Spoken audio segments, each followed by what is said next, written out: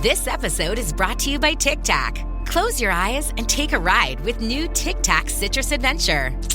Awaken your senses with harmonies of sour and tangy fruit flavors. Picture the vibrant trio of mandarin, lemon, and lime as each flavor mingles to create a refreshing symphony. Pick up a pack and dive into new Tic Tac Citrus Adventure. Visit @TicTacUSA on social to share the good vibes. Did you know I'm really Robert Galbraith? Answer me this, answer me this. Can even Paloma Faith stand Paloma Faith? Answer me this, answer me this. Helen and Ollie, answer me this. At the time of recording, the royal baby has not been produced yet, so if you're listening a bit later, maybe this whole question will seem delightfully quaint and historic. Yeah, we didn't know it was a boy/girl. Delete as appropriate. Andy from St Albans says, I was sent a voucher offering me 10% off mind mapping software to celebrate the not yet birth of the royal baby. Weird. This is perhaps the worst example of spurious product linkage I've seen for a while. Ollie, answer me this. What possessed them to make such a link? Money, obviously, and clicks, publicity, this. And have you seen worse? I think there's plenty worse. I know Star Radio in Cambridge is going to change its name to the name of the baby for a week. What if the baby's called Star? It would be worth it if the baby was going to be called Star. I think that's a brilliant name for a royal child. It's quite nice, actually. King Star. It's accurate as Or well. Queen Star. Or Queen Star. And then the middle name could be whatever boring thing they would choose anyway. Victoria's the current favourite, isn't it? I meant to put a bet on around Christmas that it would be Victoria. Oh, really? Yeah. Thing is, though, they've done everything very Diana-based, haven't they? I don't think they would go for that. Maybe middle name. Maybe they'll give her the same middle name as Diana. That's nice. Oh, if you're listening to this and it's after the birth of the royal queen, then if Helen's got that right... Yeah, and if it's a boy, Due they'll call respect. it, middle name will be Spencer or something. Yeah. What's Diana's middle name? I don't know. Rocky.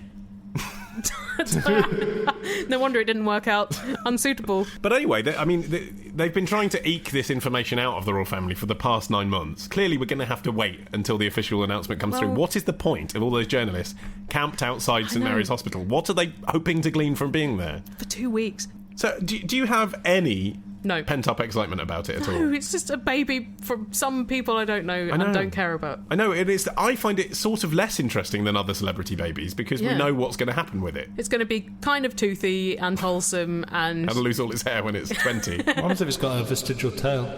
You know what, though? Everyone's going to be like, oh, it's got Pippa's bum, hasn't it?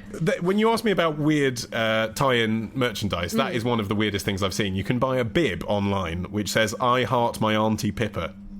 That is so niche, isn't it? That's very specific. Who's that for? People is it for who people have an Auntie Pippa. Yeah, exactly. Is it for if you actually genuinely are called Pippa and you have a niece or nephew and now you want to commemorate that in legion with the royal thing by having a bib that says what it might have said anyway, apart from now it'll have a crown on it? Mm-hmm. Or is it for people that liked Pippa's bum or want to ironise Pippa's bad book and then give their children that don't have an aunt called Pippa a bib that says, I love my Auntie Pippa?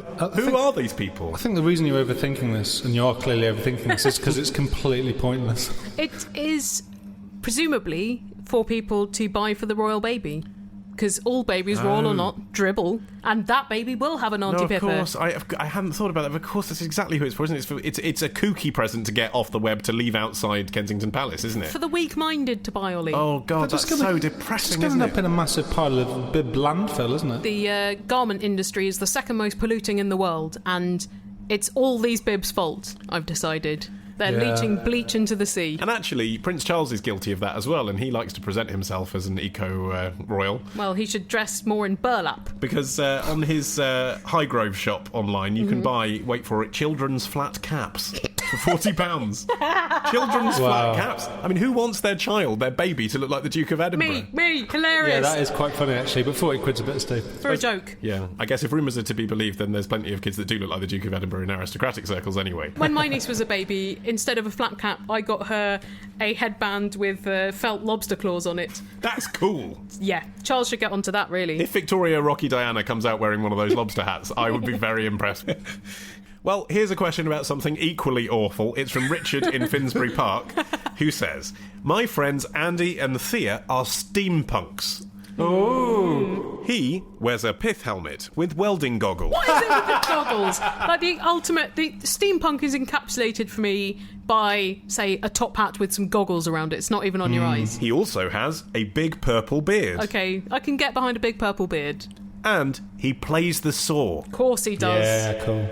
She wears frilly Victoriana, Yep, goth makeup, standard. and carries a parasol. If you're a goth, you need to stay pale in the sun. I love them dearly, but I don't get it. So Helen, answer me this. What are steampunks all about? Well, Richard, steampunks are all about balancing form and function and mixing old and new, in this case, the usability of modern technology, with the design aesthetic and philosophy of the Victorian age. Right, and where do the welding goggles come into form and function? Well, that's so you don't take your eye out welding. I mean, why are you wearing welding goggles when you're out for lunch? Yeah, you took your steam zeppelin to get to the local pub, and they often go wrong. So Yeah, you need to do some spot welding. I mean, I don't know why you need to wear a fob watch with all the cogs showing as well, but you do, and I don't know why everything has to be made out of brass. I have to say, I was only dimly aware of steampunk being a thing people could wear. Like, I know what steampunk is in an aesthetic Blade Runner, Baron Munchausen kind of way. Yes. But I didn't realise there actually were steampunks out there. Why are they doing it? Well, I think it started really in literature, and the term apparently was coined by the author K.W. Jeter, who has written a sequel to Blade Runner, actually, since you mention it, as well as Star Wars and Trek. Oh, brilliant. I'll add it to the list of books I'm definitely never going to read ever. And in a letter to a magazine in 1987, he said he thought that Victorian fantasies would be the next big genre, and he gave it the name steampunk to distinguish it from cyberpunk. Why dedicate your life to that, though? It's a commitment to a way of life which is based on how people in the past thought the future might look like. Yes, but you can combine the future things which we now have with the aesthetic of Victorians as you see them from your modern perspective, because probably most Victorians didn't go around with cogs and goggles, did they? No, certainly not celebrating the fact that they did. If they did, yeah. It meant that at any moment they could be blinded. And do you suffer from Victorian diseases, like diphtheria? Here's another question of ridiculous clothes from Maria, who says, Ollie, answer me this. Why are cartoons always wearing the same outfit? Surely it wouldn't be that much trouble to change it. Characters in sitcoms don't always wear the same clothes. It annoys me. Okay, so why do characters always wear the same outfit episode after episode? Why is Lisa Simpson always in an orange strapless dress with a raggedy hem, for instance? I mean, And the pearls. Eight-year-olds don't really wear strapless dresses. Or pearls. No. It's because they're icons. The whole image is an icon, and the clothes are part of that icon. Lisa Simpson, like Nick Cave, has found her look and she's sticking to it. There's a whole range of reasons. Partly it's because they're easier to draw if you know how to draw them. Yeah, sleeves would be harder to draw than the sleeveless dress. Yes, yeah, well, there's all kinds of things that apparently are just really hard to draw, like patterned clothing is very difficult, Oh, so almost that all would be a cartoon pain. characters wear straight There's characters. some famous Bugs Bunny ones where there's like a kind of game show character and he moves, but the checks Yeah. stay still. Exactly, yeah. Because it's very hard to draw cell from cell, and even on computer animation now, it's quite hard to get the texture of clothes moving. And the perspective. it would have of- to rotate a bit and. So that's fiddly. why they tend to be solid colours. Why they tend to be the same outfit every time is on these huge animated TV shows, you know, like the Flintstones or the Simpsons, throughout the ages, you've had hundreds of animators working on them. And actually, sometimes if you look at the credits to Disney films, you'll see that each character has sometimes 20 animators who have worked exclusively on that character. And so if you've got loads and loads of people drawing the same character, it might be that they're not drawing it for a particular cell. They may just be drawing, this is Bart surprised, this is Bart angry. Right. And if he's always wearing the same clothes, then you can duplicate the cell from show to show. Well, dare I say as well that if you kept varying the characters' clothes, you might not be able to tell one member of the Flintstones cast from another because their faces are of a type. Yeah, which is something The Simpsons plays with, actually, isn't it, with Homer and Krusty? Because obviously they're voiced by the same person. When Krusty takes his makeup off, he looks a lot like Homer. Shame on you for mentioning it. There was also, though, apart from the issue that Martin mentions of the characters being iconic and therefore easier to sort of squeeze merchandise out of and so on. Well, not just that. If you're going to create an image of something, like having them with a recognisable face is just one part of it. Their hairstyle, their outfit. You want a visual brand. Yes. Yeah, the whole thing. Unless you're Mr. Ben, in which case you have to change outfits. But I guess the really iconic cartoon characters are the ones you'd recognise in silhouette. Like Mickey, the ears, you know straight away is Mickey. Bugs Bunny holding the carrot, etc. Like, you know straight away. And of course, all the Simpsons you could see in silhouette know exactly which is which. Yeah. So you're right. But there's also apparently a theory that younger viewers, you know, when cartoons were actually for kids, younger viewers find it easier to differentiate characters if they're always wearing exactly the same things. Which is why, even when it's not a cartoon, even if it's puppets like the Teletubbies or Sesame Street, they too are always also wearing the same clothes. You know that's Bert and Ernie because they're wearing the Bert and Ernie clothes. Here's another question of clothes. It's from Alex, who's usually in Manchester, but currently poolside in Lindos in Rhodes. Wow, we've got an exact location on Alex, right down to the lounger. He says, I've accidentally seen some of the Tour de France coverage on television lately, and it made me ponder this. The leader... Why am I not changing channel? The leader of the Tour de France wears a yellow jersey. But Helen, answer me this. Do they have just one jersey that gets passed to the new leader, a one-size-fits-all top? Yeah, as soon as one of them gets half a wheel ahead, they have to take their tops off, during which time all the rest of them surge ahead. It's a very stupid system. Or do they have a small, medium and large, and... who launders it between riders? Or does each rider have his own yellow jersey? In which case, if you're a bit shit and never realistically going to lead the race, might you just leave your yellow jersey at home? So many questions, Alex. It's not like they're having to carry all of their possessions on the bicycle basket. No, I think they have a sport team. Yeah, and they have breaks of several days in between some of the stages of the race. Yeah, plenty of time to buy a nice jersey. And to get all of your belongings out the back of the car. But I'm guessing that the answer to this is, even if the organisers fancy being a bit frugal, they'd probably buy separate jerseys. No one wants to wear a jersey that's covered in your opponent's sweat the next day. They do have quite a few jerseys, you know, because they get several per day, and this is why quite a lot of them come up on eBay. But the ones that have been genuinely worn and sweated into do fetch a much higher price. So it must be quite unpleasant. Must be stinky. Doesn't the acid from the sweat damage the fibres? Well, it looks like very artificial fibre. It looks to me like a very sweat-inducing jersey, but I assume it's one of these ergonomic sports fabrics. But they have a ceremonial one for the person who wins the yellow jersey at the end of the day, and that has an open back like a hospital gown, so that is one size fits all. It's essentially a pinny. Why? Is it so it's like a straitjacket then?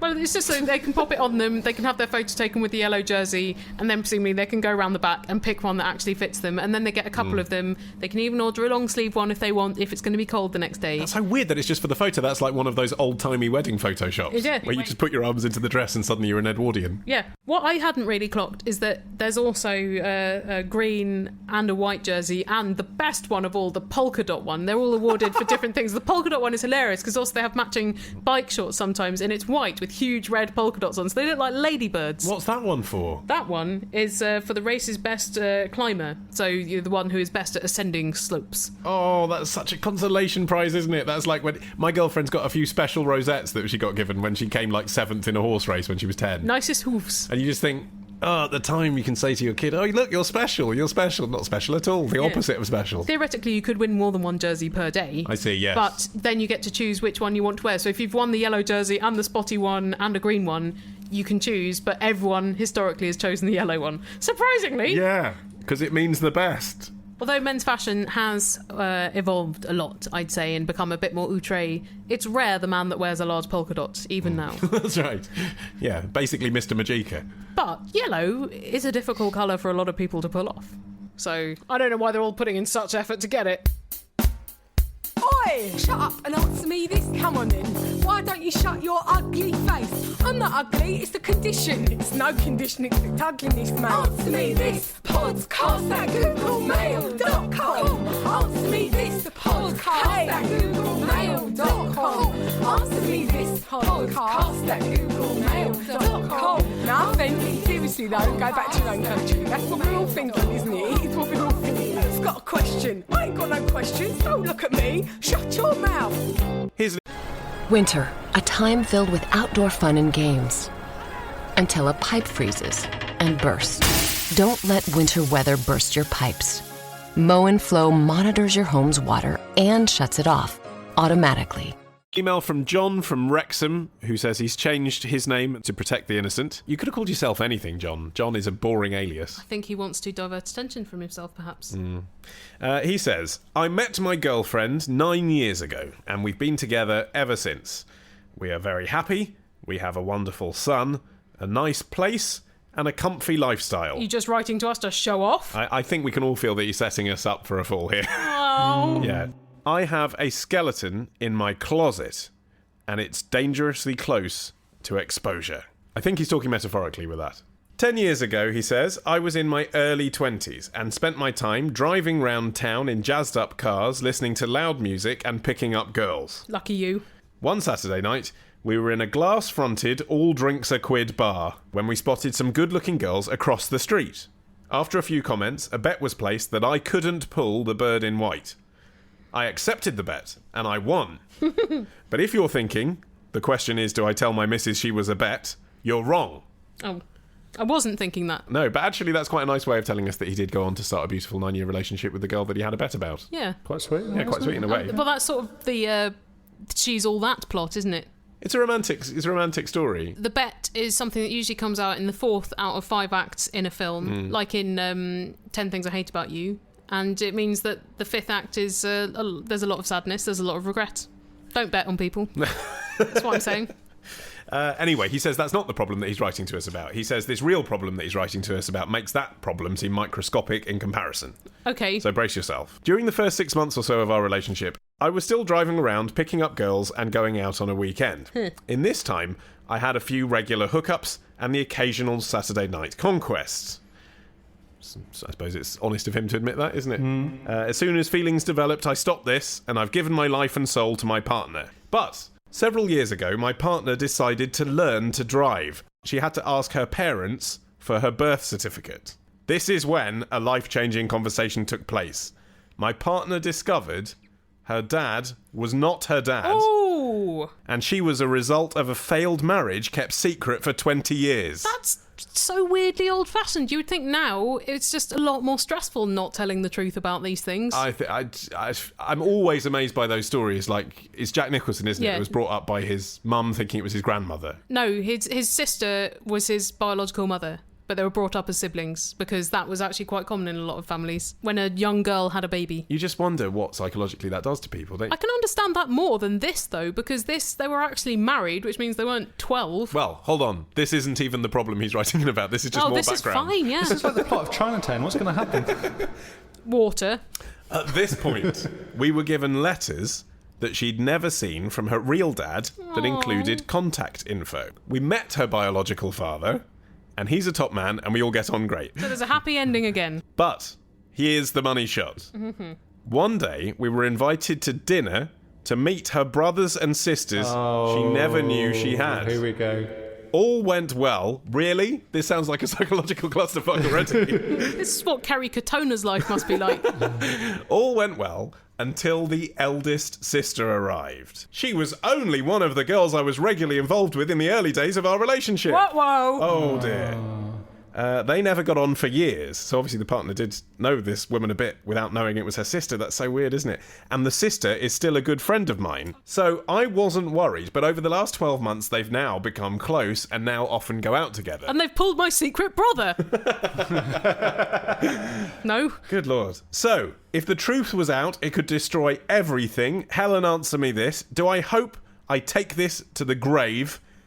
Or is this likely to come out eventually? Or do I tell her beforehand? And if so, how? Regular listeners will know that I'm generally in favour of truth. It seems like the best and easiest option. In this one, I think so much time has passed that maybe, firstly, your partner, John, will not be that pleased to hear that you were cheating on her regularly in the early days. It won't help anybody to know. And I think maybe the first and maybe only thing to do is to talk to the sister quietly on your own, saying, look, I don't want to hurt my girlfriend, so should we just agree never to mention this to her because it was all a long time ago and I think both you and I know our feelings are purely neutral now. Yes. But there's no good way out of this, is there? I think that's right, but I do rather fear, John, that this will come out eventually. At some point, someone's going to have a row. Someone's going to get drunk. And this is the ace in the hole. This could be this could be at your sort of children's wedding or something. The way your life story's been going, it's going to be some big dramatic flamboyant moment. Yeah, this is like Katy Perry saying, "Well, I'm going to be dignified about why Russell Brand and I split up, but I am keeping that secret in my safe for a rainy day." Yeah, exactly. It is like a Mike Leigh film. All these secrets and lies. There's going to be a big confrontation at some point. Can we come? That's going to be amazing. I, like you, do think, in a way, it's best just to do it now and be in control of it. But why now rather than when he first realised that this was the deal? Well, okay, let's analyse the psychological issues here, because really... No, you can't. This will take a really long time. No, but really this is about how your partner feels, not about you, right? Yes. And your partner found out that the people that raised her from a child weren't in fact her biological parents. Even though she seems happy and comfortable and she likes her biological father and everything seems rosy. Too many wounds in too short a space of time. There's a lot of rejection going on there, isn't there? There's a lot of why wasn't I brought up by my real parents in the first place? Even if she says she's resolved that, that's a psychological problem people carry around for a long time. Why has everybody important in my life lied to me for years and years? And then there's exactly what you're doing is the one thing that she holds secure and safe, you, for 9 years, you're then going to tell her. It would be bad enough if you were telling her in the early years of our relationship I had an affair or still dated girls for the first 6 months that we went out, but to actually say, and by the way, it was with your biological sister, she might begin to feel that the world is conspiring against it. Yes, exactly. So that's why you shouldn't tell her, Ollie. Yes. Well, no, I'm completely the same. I thought you were saying you should tell her. I'm saying my instinct is you should tell her, but actually when you look through what it's going to do to her... Nothing good. It seems all perfect offerings for Jeremy Kyle. Yes, it does. Just get everything out on one day. Which John do you think is worse for your girlfriend to discover? Is it the fact that you had sex with her sister or the fact that you had sex with other people when you were together with your girlfriend? Because if you think it's worse for her to find out that you cheated, especially if she didn't know that it was her sister at the time, you could say years and years ago, before you and I ever got together, your sister and I went a few rounds.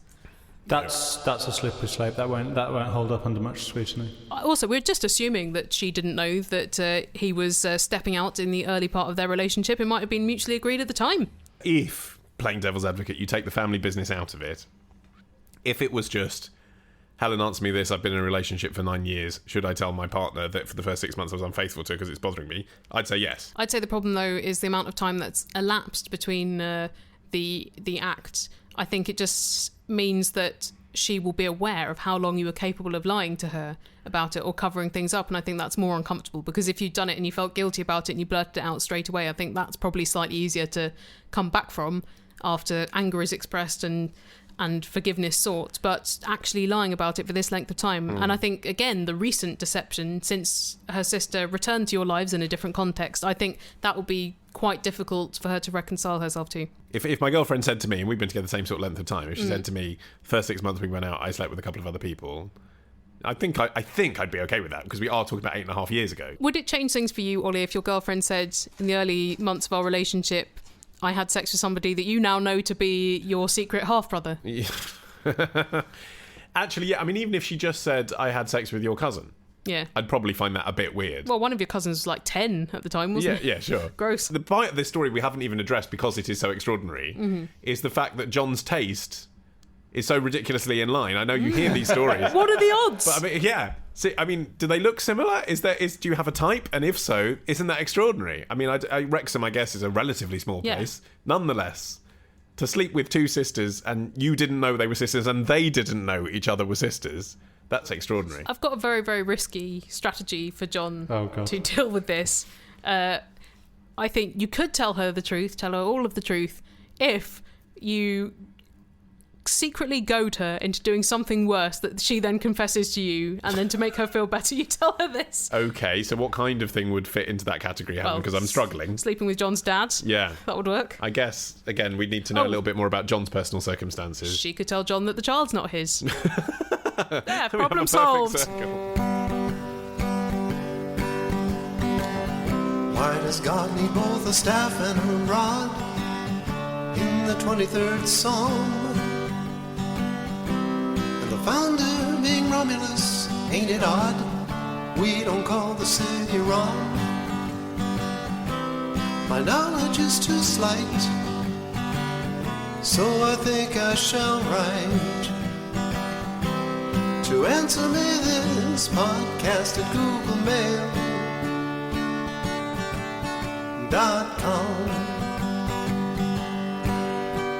It's time for you listeners to pay attention and absorb with your brains our phone number 02081235807, so that if you want to send us a question using your voice, you have the wherewithal to do so. You can also Skype Answer Me This if you have the wherewithal to do that. Let's hear who's been in touch this week. Joe in Cornwall here. Hello, Ollie. Answer me this. I was talking to my nephew this morning, and he told me the Swiss government has installed bombs under all of the bridges leading in and out of the country. This is to prevent any kind of, cut off any land access for invasions in the future. Thing is, my nephew told me this in such a convincing manner, I wasn't sure if he was pulling my leg or if he was being serious. So answer me this, was there any element of truth in what he told me, or am I just being a gullible twat? I think Joe in Cornwall has much more sophisticated conversations with his nephew than I do with mine. Yesterday, mine just wanted to play a game where we rolled a ball along a floor. Maybe that was to initiate a conversation about bombs under bridges in Switzerland, but he just didn't know how to ask. Yeah, when we got the ball wedged under the sofa, it was metaphorical. That's right. Yes. But actually, no, you're not a gullible twat, Joe. This is based in truth. So actually, you're an over-sceptical twat. In the Second World War and then right through the Cold War as well, the Swiss army had a mandate that all bridges and hillsides and tunnels must be designed so they can be remotely destroyed. So they can be, or are actively prepared to be? Bit of both. Okay. So the story is that there aren't live bombs under all the bridges, but there could be, and on the railways and all sort of strategic routes both into and around the country, so that in the event of societal collapse or pan-European war or invasion, or everyone coming for their money back, Switzerland would be safe. So they've got things like quaint cottages that are actually houses for huge cannons, and they've got army bases built into the side of mountains and disguised. So that is all still extant, and now some of them have actually been decommissioned, so you can go around and have a look at bunkers. In fact, some of the old bunkers now contain servers and other internet things. I went to Switzerland in about 2001, and I visited a flat of one of the academics, and we went down to underneath his building where there was a nuclear bunker, and he told me that every Swiss building had to be built with a nuclear bunker. They have to have enough capacity to fit every Swiss person into a bunker in the event of Swiss catastrophe. Isn't that incredible? That's so paranoid. Do you think they eat a lot of Swiss roll in Switzerland? Do you think they eat a lot of Swiss cheese in Switzerland? I'm going to say no to both.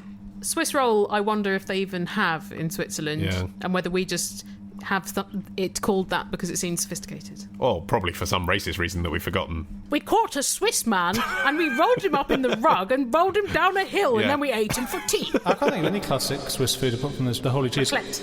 Well, like at the times I spent in Switzerland, fondue seemed to be the big thing that everyone was trying to advise me to try, and it was very hot weather, so I was just like, well, no, I'm not going to do that. Yeah, liquid cheese is not a good hot weather food, and yet in a lot of southern USA cities, they have a branch of the Melting Pot, the fondue chain restaurant. I used to really like going into fondue restaurants, and then someone pointed out to me that the smell you get when you go in there is exactly the same as a fat girl that we knew used to sweat a lot, and then I couldn't eat there anymore. Hi, it's Tom from Norwich. Helen and Ollie, answer me this. How was the euro introduced into Europe? I was having a chat about old currency with my mum, and we got talking about what a massive undertaking that must have been. Yes, it must have been rather a pickle, mustn't it? What a bother. Getting that into all those countries, getting rid of all those lira and drachma and whatnot. That's right, yes. It was a bit of an undertaking, Helen. First of all, you have to realise that the euro was decided in principle at the Maastricht Treaty, which was in 1991. Yes, so they had 11 years to plan. Well, actually, it was introduced in 1999, but not as coins and notes. I'll get to that in a minute. Okay. But they had 8 years to plan. Like now, we have 8 years to plan for when we're only using bitcoins. They had until the 1st of January 1999 when the euro was launched as a unit of account. Yes. Now, that means that you are able to do BACS transfers and stuff, and the money markets were using things in euro, but actually in the real proper shops with people in where you'd hand over notes, you were still using the currency of your country for another 3 years. Well, yes, I remember because I was staying in Italy for a bit in early 1999, and in the cheese shops, for instance, everything would be priced in both lira and euros. Yeah, which is mental, isn't it? But then that is, I guess, the only way to get the old money out of circulation is get people spending it and realising what it would be worth in a euro so they get their head around it. Presumably, as well, when they introduced decimal currency in Britain, there was some overlap. Yeah, I guess you have to run them both in tandem for a while. You have to get out of your brain all of that difficult maths that's not based on a metric system. And this is why any country switching from driving on the left to driving on the right is best advised not to, because you can't have any overlap there. You very much have to make a firm decision. No compromises. And then on the 1st of January 2002... I remember it well. Presto. Euro banknotes were there in people's hands. God, they loved it. God, they did. Drug dealers particularly, because there was a €500 note. It's the forger's friend. It's the forger's friend, indeed. Yeah. Do you know, I had to get my passport photocopied the other day for a legal document, and the place that I did it did such a high-resolution copy, they said, you cannot tell anyone where you got this done.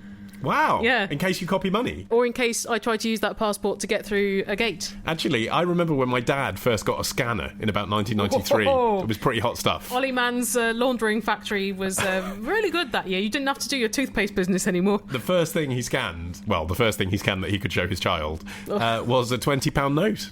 Wow. And I had it on my wall. I just remembered this for about 10 years because I was so impressed that it looked like the real thing. That's cool. And it is very decorative.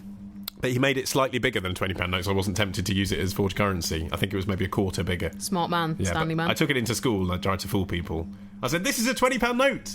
And they were like, no, it's not. And I didn't realise that... different kind of paper and it's only got one side. Well, I didn't realise that if you had a real £20 note, you wouldn't go up to people saying, this is a £20 note, because of course it is. What's interesting about that? So you needed to have worked on your cover story. That's right. I need my patter. You've learnt since. I have. You really have. Yeah, you don't see Dynamo doing that, did you? This is the card you've chosen. Oh, bugger. Choose a card.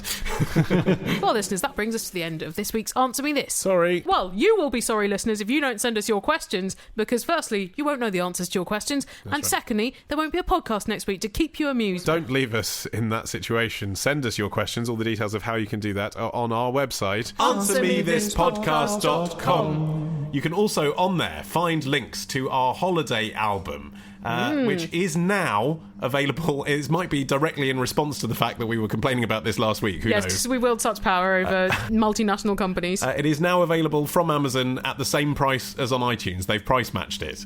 So apologies to everyone who did spend £5.49 on it. As we say, we don't make the prices. You can listen to it twice for the same money. But it is now £2.49 on Amazon as well as iTunes. So thank you very much to everyone who's bought that, and thank you for all your kind comments about enjoying it. Actually, if you have enjoyed it, please do rate it as well, so others may benefit from your wisdom. And if you didn't enjoy it, keep your mouth shut. And we'll see you next week. Bye!